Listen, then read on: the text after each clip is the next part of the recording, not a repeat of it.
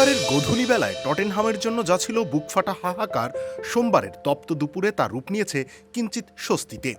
ঘরের মাঠে ব্রাইটনের সাথে পয়েন্ট ভাগাভাগি করে যখন খাদের কিনারে দাঁড়িয়ে স্পার্স, তখন চিরপ্রতিদ্বন্দ্বী ওয়েস্ট হ্যামের পয়েন্ট হারানো যেন মৃতপ্রায় শিবিরে প্রাণ ফিরিয়ে দিল।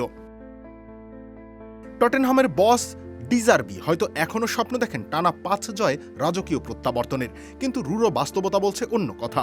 2026 সালে এখনও জয়ের স্বাদ পায়নি তার শিষ্যরা।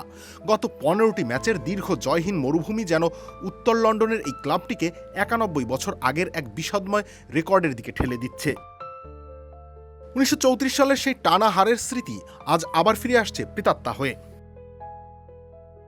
লিডস ইউনাইটেড ও নটিংহ্যাম ফরেস্টের সাম্প্রতিক জয় অনেকটা নিরাপদ অবস্থানে চলে গেলেও লড়াইটা এখনো মূলত ওয়েস্ট হ্যাম ও টটেনহ্যামের মধ্যে। এভাবেই সবাই আপন হয়ে উঠুক ইসপির আপন করার সাথে।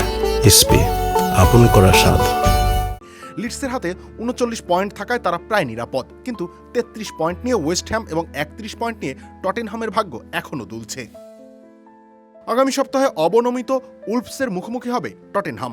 এরপর অ্যাস্টন ভিলা আর লিডসের সাথে লড়াই।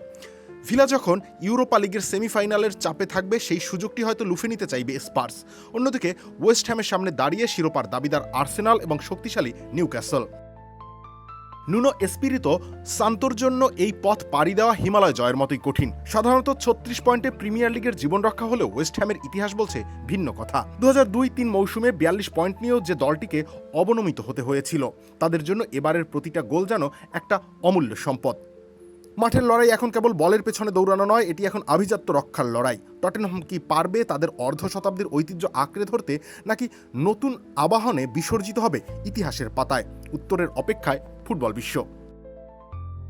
রবিউল ইসলাম রনি, খেলা 71।